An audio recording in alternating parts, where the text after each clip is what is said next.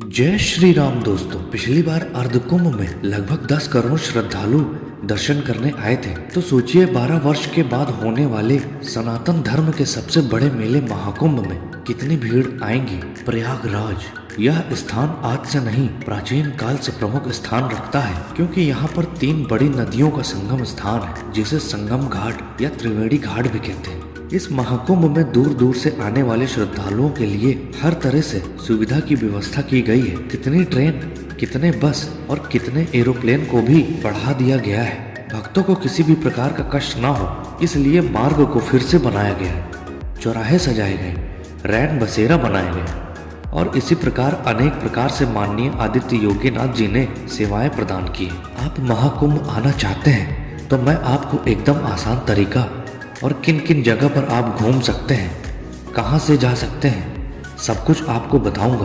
तो चलिए विस्तार से बात करते हैं। जय श्री राम मित्रों, मेरा नाम अभिषेक है और हिडन हिंदू चैनल में आप सभी का हार्दिक स्वागत करता हूं। इस बार के महाकुंभ में लोगों की संख्या को देखते हुए शासन ने विशेष प्रकार से तैयारियां की हैं। भक्तों की भीड़ एक स्थान पर एकत्र न हो, इसलिए अनेक घाटों को पुनः निर्माण किया गया है और भक्तों की सुरक्षा के लिए सेना, पुलिस, पीएसी, एनडीआरएफ, एसडीआरएफ, जल पुलिस, पैरामिलिट्री के लाखों जवान तैनात किए गए हैं। साथ ही साथ सफाई के लिए भी हजारों सफाई कर्मियों को भी नियुक्त किया गया है।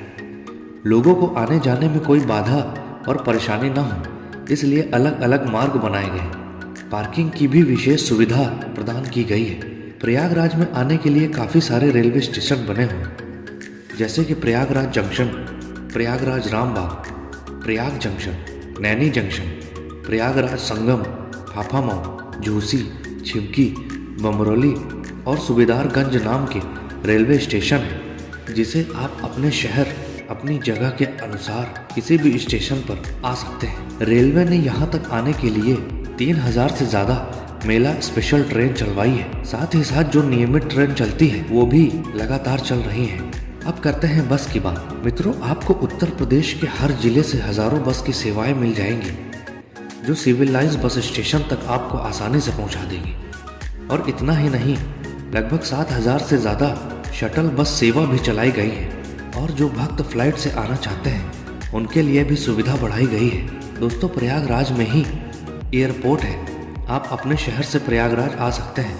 इसके अलावा लखनऊ, बनारस तक आकर वहां से प्रयागराज तक आ सकते हैं और जो भक्त अपने कार या अपने वाहन से आना चाहते हैं वो भी प्रयागराज आ सकते हैं। मित्रों, अब पहुंचने के बाद में आपको कहां से कैसे जाना है वो बताता हूं। सबसे पहले होटल, टेंट या धर्मशाला कैसे बुक करना चाहिए ये भी मैं आपको बताऊंगा। मित्रों, भीड़ होने की वजह से आपको अधिकतर होटल, धर्मशाला फुल मिलेंगे, इसलिए आपको पहले से ही बुक करके आना पड़ेगा।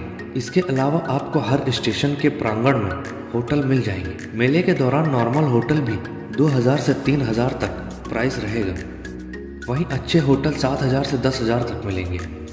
इसके अलावा कुंभ मेला में डोम सिटी और टेंट सिटी का भी निर्माण किया गया है। आप डोम सिटी और टेंट सिटी को ऑनलाइन बुक कर सकते हैं। इसके वेबसाइट का नाम है kumbh.gov.in। आप इस वेबसाइट पर जाके बुक कर सकते हैं। इसके अलावा आप कहीं और से बुक करेंगे तो फ्रॉड का शिकार हो जाएंगे, इसलिए सावधानी बरतें। यहाँ पर आपको डिलक्स, सेमी डिलक्स कमरे मिल जाएंगे। इसके अतिरिक्त मेला परिसर में रैन बसेरा में भी आप रुक सकते हैं। इनमें ज़्यादातर फ्री है और कुछ में सिर्फ 100 या 200 रुपये लेते हैं। और यहाँ पे बड़े बड़े साधु महात्माओं द्वारा बनाए गए बड़े बड़े पंडाल बने हुए हैं, जहाँ पर आप दिन में कथा सुनकर रात्रि में उसके प्रांगण में आज्ञा लेकर रात्रि बिता सकते हैं। और लगभग हर रेलवे स्टेशन से कुछ ही दूरी पर यात्री विश्राम स्थल भी बनाया गया है, जहां आप भीड़ के अनुसार रुक सकते हैं। मित्रों, अगर आप शाही स्नान के दिन आते हैं तो आपको अत्यंत भीड़ का सामना करना पड़ेगा और कोई भी निजी वाहन का प्रवेश निषेध रहेगा। आप जिस मार्ग से भी आ रहे हैं वहां आपको पार्किंग की सुविधा मिल जाएगी।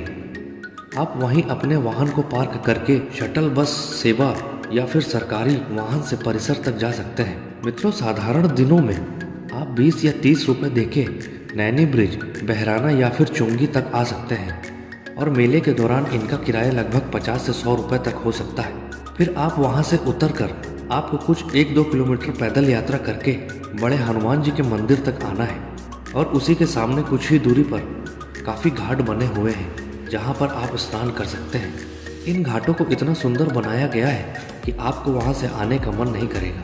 दोस्तों, अगर आपको यह नहीं पता कि कौन सा घाट अच्छा है या कौन से घाट में नहाना चाहिए, तो इस पर भी मैंने वीडियो बना रखा है। इसके बाद दोस्तों, इन घाटों के पास ही अनेक नौकाएं चलती हैं जिसमें बैठकर आप नौका विहार कर सकते हैं और त्रिवेणी यानी कि संगम घाट जा सकते हैं जहाँ पर गंगा जमुना सरस्वती का संगम होता है। नौका वाले साधारण दिनों में 100 से 150 रुपये चार्ज करते हैं और मेला के दौरान 400 से 500 तक का भी चार्ज कर सकते हैं। इस साल की शाही स्नान 13 जनवरी से प्रारंभ हो रहा है और 26 जनवरी तक शाही स्नान रहेगा।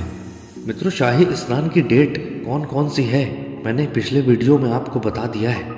अगर आपको शाही स्नान की डेट नहीं पता तो पिछला वीडियो ज़रूर देखें। दोस्तों, अब आगे की चर्चा करते हैं। आप स्नान करके यहीं पास में बड़े हनुमान जी के दर्शन कर सकते हैं। फिर उसी के बगल में एक किला बना हुआ है जिसके अंदर एक बड़ा सा प्राचीन अक्षय वट है और प्राचीन पातालपुरी मंदिर भी है जहां आप दर्शन कर सकते हैं। कहा जाता है श्री राम जी वनवास के दौरान यहीं पर विश्राम किए थे। फिर कुछ ही दूरी पर आदि शंकर विमान मंडपम मंदिर स्थित है जहां पर भगवान विष्णु जी और ऊपर के भाग में विशाल शिवलिंग भी स्थित है। इस मंदिर को नौलखा मंदिर भी कहते हैं।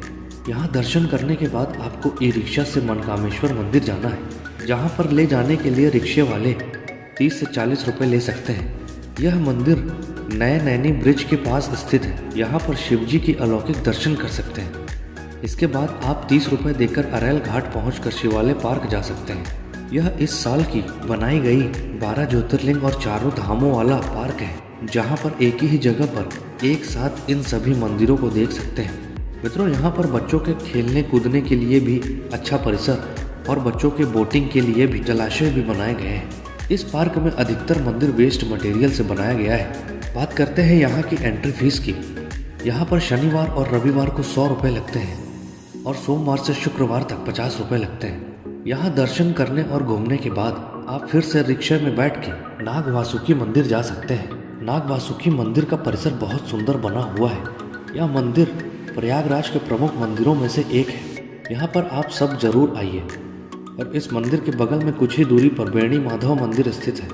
माधव जी मेला रक्षक हैं और प्रयागराज जी का मुखिया माना जाता है। उसके बाद आप फिर से ई रिक्शा में बैठकर सिविल लाइंस हनुमान मंदिर आ सकते हैं। मित्रों, यहाँ दर्शन करके एक अलग अनुभूति प्राप्त होगी।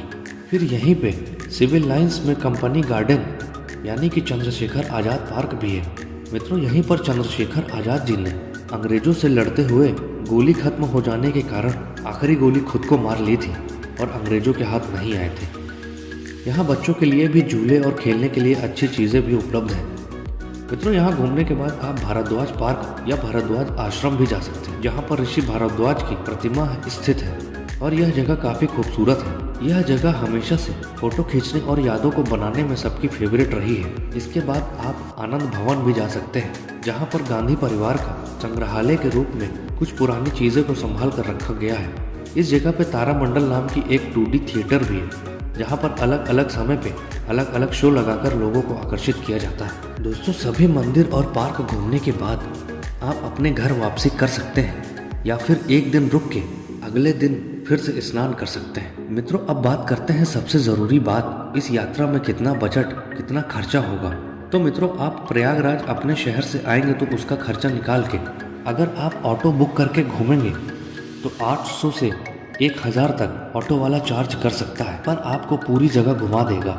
उसके बाद रहने का खर्चा, अगर आप रैन बसेरा में रुकना चाहते हैं तो उसमें 50 से 100 रुपये तक एक आदमी का चार्ज होता है। कुछ रैन बसेरों में फ्री सुविधा भी उपलब्ध है। और अगर आप होटल लेंगे तो इस मेले परिसर में नॉर्मल होटल का भी चार्ज 3 से 5 हज़ार के बीच में हो सकता है और अच्छे होटल 8 से 10 हज़ार के बीच में मिलेंगे।